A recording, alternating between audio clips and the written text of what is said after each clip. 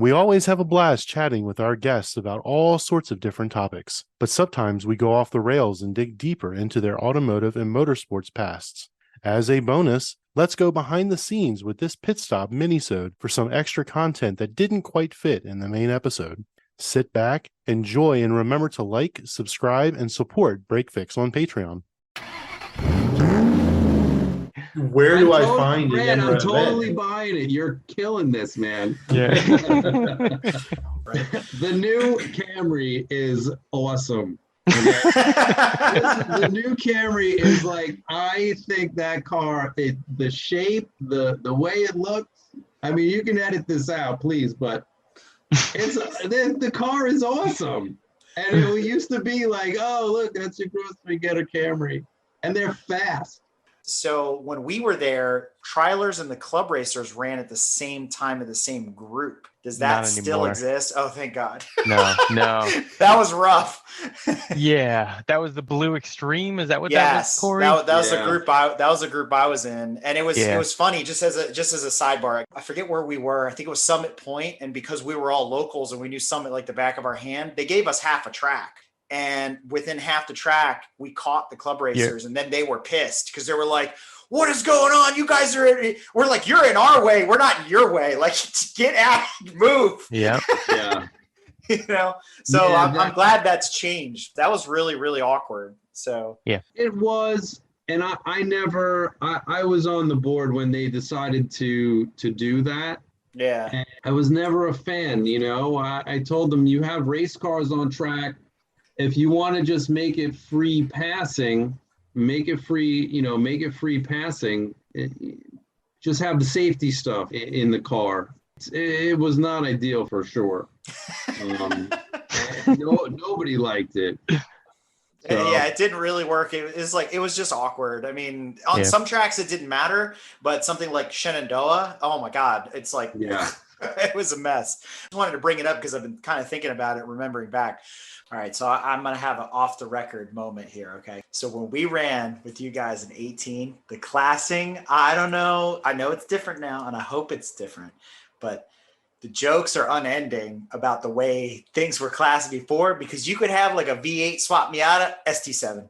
Well, it's Miata. It doesn't matter, right? Or you could do it because he was running 5-inch skinnies, but he had 400 horsepower. And it was like they were playing all these games. And my absolute favorite, there was this guy, I think he still runs with you guys. He had a Civic, the older Civic, with a swap motor from like a later like TSX or something like that, like a K-swap. And we're like, you just doubled and a half your horsepower. Oh, but the motor stock. Like, wait. So you'd be like ST5 and you're like, come, get out of here, right? It's like, get out of here. Was it blue? It was white, but that's beside the point. I only know because it was competing against him and it pissed me off. Oh, I know who that is. But it's either Chris or the hatchback. It's got a motor swap, and he's ballistically quick. And I'm like, this car doesn't belong in ST5. Like, get out of here. That's Steven. The Hondas are impossible. They're impossible. They are the bane of my existence. Well, the other thing is they're doing the autocross thing where they're running 13-inch wheels, which are smaller than stock, but they're 255s. You're like, get out of here, right? Yeah. Like, what is this? Yeah, and you look inside the car, and there is absolutely nothing in there. Like, you're surprised there's even a floorboard left in it. Right, exactly. They got a K-swap. You know it's got cams because you can hear it while it's running. ST5, like, ST5 is good. It's like, what? Yeah, but this is where power to weight comes in, because but if you're not dyno testing, it's impossible. NASA at least dyno tests, so you have to prove your numbers and you have to prove your weight. But if you guys are going based on the stock car, I mean, for me, I'm at an advantage with a GTI. I've gutted the damn thing and I've lost 400 pounds, but it would come in at 200 horse at 3,000 pounds, which puts me in ST5. Great. But I don't weigh that anymore. And I'm running Hoosiers. I mean, shit. Come on. But this is where points come in. Points for right. But here, all right. So I'm going to wait. And you would have exception points for the weight reduction. Hold on. Okay. Hold on. My tires, because I remember this, I laughed at this. Every time I'd show up, I run R6s and R7s now, right? I run R7s now. Hoosier, we all know this to be true. And the rule book back then for EMRA said, as long as the tire size was stock, could run any tire I wanted. A 225 4017 is stock on a Volkswagen. It's stock on a BMW. It's stock on an NC Miata. Except when you measure the damn thing, it's a 40 treadwear and it's actually a 255 because that's how they cheat with Hoosiers. So by the rules, I was legal with the tire I had because it was the stock And size. Advance. Right. Because that's what's printed on the sidewall, Yeah. but that's not the actual tire. So unless you're measuring the tires, again, it's like all this back and forth. And I get you guys. It's impossible to class cars, but it's like some of these things just like blow my mind, right? Yes. So the way it reads now is actually wheel size now. So it's factory wheel size. So if you want to throw a wider than stock tire, you can do that, but your wheel size has to remain. Let me ask you a question. Yes. All right. But your 40 treadwear is a two exception points. Fine, whatever. Yeah. I'm gonna take them. But let me ask you this question. Yes. On a vehicle like the generation older than the one behind Brad's GTI, right?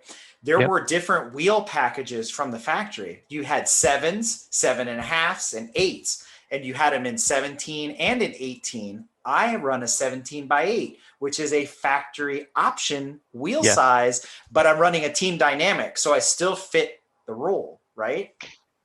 So it depends. Is it so I run a Cadillac ATS-V.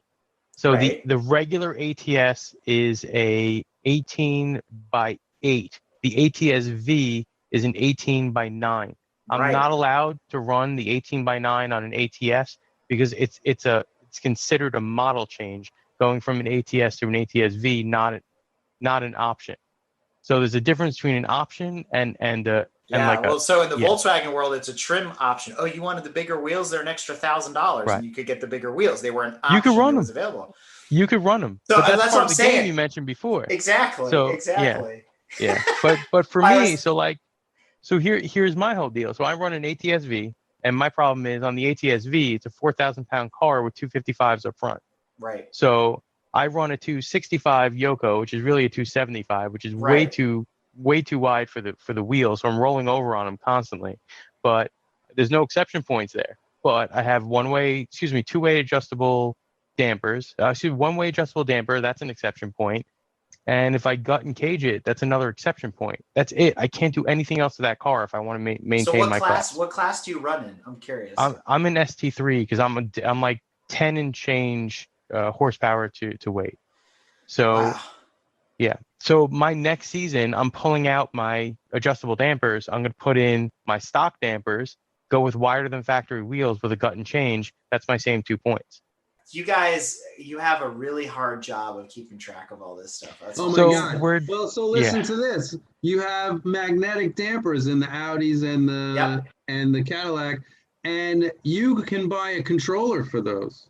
And these controllers are so advanced, you can tell the shock to act a certain way depending on the yaw sensor of the fucking car and the angle of the steering wheel. That's considered three-way adjustable? I guess the class jump? That is unbelievable. That's Gran Turismo video game bullshit.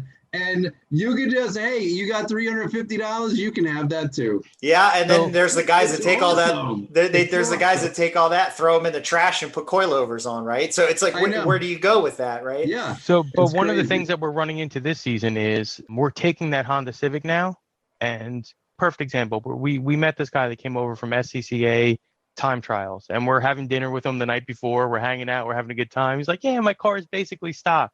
We're like, great, you're ST3. He pulls up to, we have a calculator online now. It's in beta, but it's an exception calculator.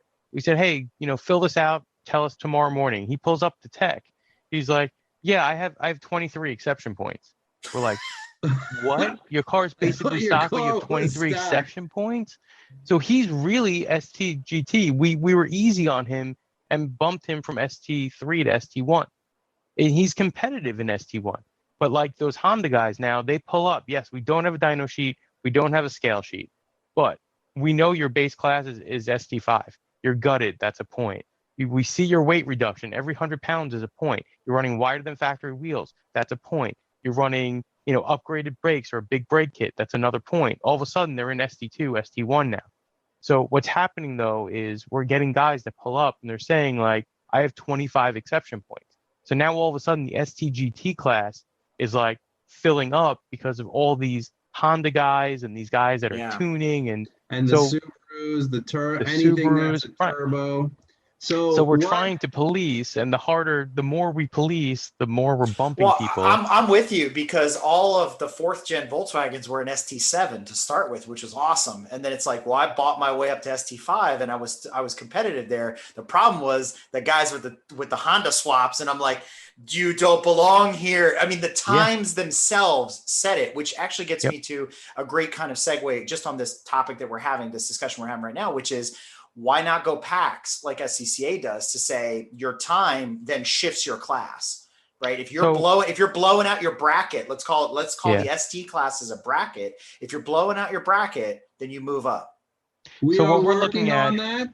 Yeah, and I was gonna say we have there has to be the right sample size of times, and that is actually one of the things that we use to create the new rule book. Yeah. And in addition to that, we don't have dyno sheets, we don't have scales, but we do have a Solo 2 that we can jump in your car. And based on that's what I was going to say. Based on your acceleration, we can tell your power to weight ratio from the Solo 2.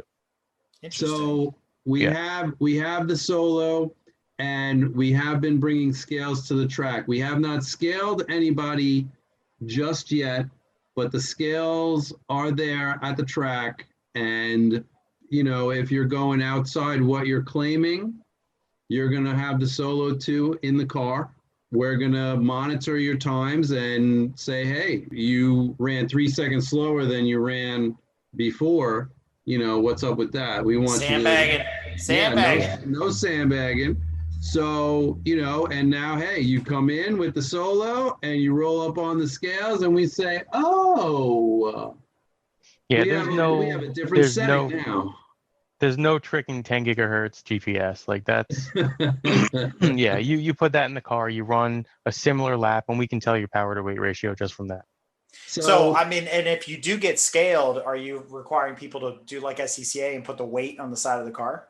No, your class has to be on the side of the car. Okay. It doesn't even have to be. We recommend it. No, I'm just thinking like if you do get scaled, that way you don't get scaled again. But if you're out of bounds from what your posted weight is, then you would be penalized for that, right? If you that's how SCCA does it, really. Yeah. Like they have their minimum acceptable weight. You can be over it, but you can't go below a certain number or whatever it is per car. Mark II GTI can't be lower than like 2,200 pounds or something, whatever it is, We're trying to simplify. And again, that's why we put the calculator online. Again, power to weight. Like if your car is not listed in the list of pre-populated base classes, we basically say you take your horsepower, multiply it by 0.8, average drivetrain loss, even though it's a little more than average, put that against curb weight of the car, and you can figure out your base weight from there. So we have those brackets listed in the rule book. And then on top of that, we have a checklist, and you go down that list of any mods that you do to the car. You get to the bottom of the list, and your class is shown. Nice. And you can also submit that, so we get it on our side, and we can attach that to the tech sheet. Because actually this is a good debate because it has come up before about running with EMRA, and we had like guys in a, basically a brand new Focus RS, and all he had was a tune, and he's like, I'm an ST2. How the hell did that happen? And I'm like, I don't know, dude. I don't know what to tell you. Right. That's an ST3 car with a tune. that should be in it because a tune is that a turbo car? Yes. Yeah, it's a similar car to the Civic Type R. Yeah. So that's a base class of an ST3. It's a similar platform. I think the Focus is way cooler, but that's just me. That's just me personally, and I'm not even a Ford fan. If EMRA was mine to call, and I know Corey disagrees with this, I would say that we need to take basically like a pivot point. So, like for me, I have a stock car that I'm doing 1 or 2 upgrades to. I want to be competitive in ST3. I have a full interior. I have coilovers on my car. That's it. Yes, I have bars and links. But to put me against a prepped race car with a similar power to weight ratio, I will be blown away. So what I think we need to do is we need to have 2 separate sets of classing. Your street stock class, which is your me, and then you have your race car, your time attack class, which are the guys that are pulling up in a similar car to myself, but have 25 mods that are exception points. Yeah, that would be to your what you kind of alluded to earlier, which would be street touring ST, like the ST classes you have now, versus improved touring and IT class like SCCA has, where they have, ITA through U or whatever it is. So I could see that a stock Honda Civic Type R versus a completely gutted Honda Civic Type R, they would be an ST versus IT. Let's just call them that as an example. Then when you're in this IT or whatever we call it class, there's expected things like an R7. There's a wider than factory wheel. There's going to be gutted. It's going to be caged. It's going to have things that a stock touring car is not going to have. And so maybe it's expected. And you're not going to class jump for it. And maybe a requirement for that IT class is to be scaled. Like, we need to know exactly what you weigh. We need to know, provide us a dyno sheet that's current or something like that. So we need to know your power, because we when you get up to that level, you don't want to be misclassed, because now you're fighting for third place because you're in the wrong class, right? You've got no choice. So that was the way I kind of looked at it, because my cars would be in an IT class, right? They're dedicated hill climb time trials cars.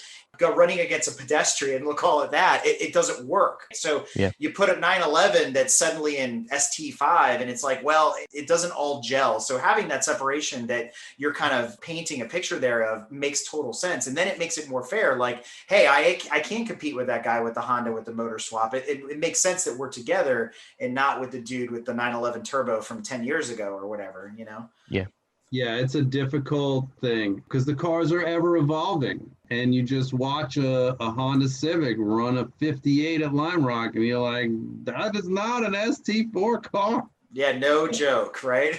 Right. But that's the other thing. It's like you have to class the car, not the driver as well. And some drivers are really good, and they appear to be going faster than their car really kind of says they should be doing. But experience and risk, right, is part of that equation. Absolutely. Yeah, I was gonna say also, that's what I don't like about SCCAs is the brackets where, hey, I'm getting faster and faster. I'm becoming more competitive. Now all of a sudden I'm going to bump into a different class in the same car. Right. I think you class the car, and now it's a driver skill difference. You're competing with other people in very similarly classed vehicles, and now your skill set is what separates you. And it does away with sandbagging, because it's the same problem you have in drag racing, because if you sandbag to stay in your bracket, then you're just going to sit there. But in this case, the car is classed, do your best, versus I'm just going to hold myself in this bubble, and I know I can do a 62 at Lime Rock. I'm going to do a 62 all day long, when in reality, the car can probably do a 58, like you're saying, right? So just to stay on that bubble, to stay in that bracket. So you're right. They're very different systems. They're classed very differently. Obviously, SCCA's GCR is as long as our arms. You can read it from here until next month. And there's classes for every little nitnoid variant of every car. But I think the way you guys are going about it is right. But I think in the future, for folks that are listening to this as part of the pit stop, this debate rages on. It doesn't matter if it's drag racing, if it's autocross, if it's time trials, club racing, is how do you class cars? And to Corey's point, they're changing every day, especially when you bring EVs and hybrids into the equation now, performance cars, where they basically got the Kerr system, like in Formula One, all that kind of crazy stuff. It becomes nutty. So I think you guys are on the right track. And if you do venture down this path of a split class, like an ST versus an IT, I think you're going to see a lot of really happy people. And I'm making a gross generalization here, but I know it definitely resonates with me and Brad and a lot of other folks on our side of this conversation that, that you guys are right on the right path with that. So very cool. Yeah. Corey doesn't like it. All right. Only because it complicates things. There has to be a set way to define. He just doesn't want to buy more trophies. I know what he's going after here. I got to have double the trophies now. I got to have an ST5 and an IT5. What is this? You get a logbook. Who gets a logbook? Interesting enough, though. When we were talking to Mario, Mario's a data guy, and he's the one that really helped us get the rule book back together. Which I'm pretty happy with. I think the rule book has proved it's working so far this year. He did a fantastic job. And one of the things that he mentioned was the split between classes, if I remember correctly, was about was it 20%? There was a percentage. So what he did was he took, you go back into the previous results, and he looked at results over like the last 7 years. And what he did was he averaged each class result at every track. And what he found was there was a percentage difference, between each of these classes. So maybe we take the ST and the IT, and there's a shift there. Let's take the average over the last 3 years from these IT classes and these ST classes. Maybe there is one award because an ST class and an IT5, ST3 and IT5 are that same average. Are the same So maybe class, at the end, so maybe that's the crossover class internally. And at the end of the day, that's the crossover, and bam, there's your trophy for that. Those two brackets. Interesting. Now that's thinking out loud interesting. here. I like that. Thinking out loud I here. like that a lot. Yeah, because there is a shift there. Because there's a power to weight still, but then there's that level of preparation, that race versus street preparation. Yeah, I like it. Interesting. See, we're lots of brainstorming here. beers. It's all coming in. That's the 22 season is going to be amazing for Emma, right? So get I this was gonna class all say. straightened out. Lots of That's beers in the right. off season. That's right. Hashtag rebuilding year. It'll be perfect. It's like the Washington football team, right? Redskins, what? Redskins. All right. So kind of Right. switching back. Running the endurance races again. We're trying to, it's a sore subject for me, unfortunately, because it was something that I fought hard for with the club, but the interest for it it waned so much that it was hard for anyone else to justify. And, one voice. Go ahead. I was gonna say the cost of consumables alone has increased dramatically. Yeah. And, the one voice calling out for it wasn't quite enough. Nobody wants to see one car driving around the track for 4 hours. So, but it was fun, and it's a great memory that I have. And we've talked about and discussed what we could do for the legacy of that. I mean, we had, I feel our endurance racing was really unparalleled. We had the Le Mans style start at Pocono North. For that 3 hour, we did 3 hour races at Watkins Glen. And, the night race was November in West Virginia, snow, hail, rain, darkness. The first time I went out and did it, my brother and I were like, all right, we need some lights. And this was before the time of, these crazy LEDs that you can get for $22 that light up the world. So we had like 8 Hellas on the front of a 2002, and alternator couldn't keep up with it. So we had to like pick and choose which lights we could keep on the whole race. And we pointed them all straight forward. And I'm driving, I'm like, Larry, I can't see where I'm supposed to turn. I can only see what the hell is in front of me. And so I pull in the pits, and he's like on each corner of the car, just pulling the lights to the side. And, I mean, these were great memories. And, it's just another one of those reasons that I like to be around this club and the people in this club, because that pit lane in the darkness at Summit Point gets really dark. There's no lights there at all. And that pit lane was action for the whole 4 hours. Somebody hit something. There was a windshield wiper flew off. There was tire changes and fuel stops, and it was just an awesome experience. Oh God, that's terrible. I thought I had something for you.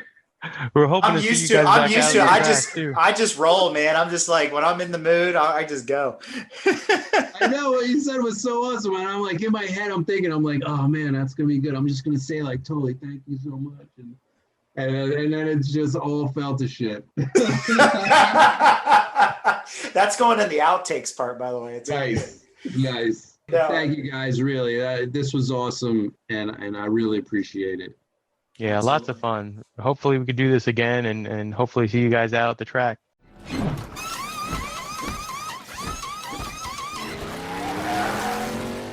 If you like what you've heard and want to learn more about GTM, be sure to check us out on www.gtmotorsports.org. You can also find us on Instagram at Grand Touring Motorsports. Also, if you want to get involved or have suggestions for future shows, you can call or text us at 202-630-1037. 1770, or send us an email at crewchief@gtmotorsports.org. We'd love to hear from you. Hey everybody, Crew Chief Eric here. We really hope you enjoyed this episode of Break Fix, and we wanted to remind you that GTM remains a no annual fees organization, and our goal is to continue to bring you quality episodes like this one at no charge. As a loyal listener, please consider subscribing to our Patreon for bonus and behind-the-scenes content, extra goodies, and GTM swag. For as little as $2.50 a month, you can keep our developers, writers, editors, casters, and other volunteers fed on their strict diet of Fig Newtons, gummy bears, and Monster. Consider signing up for Patreon today at www.patreon.com/GT Motorsports. And remember, without fans, supporters, and members like you, none of this would be possible.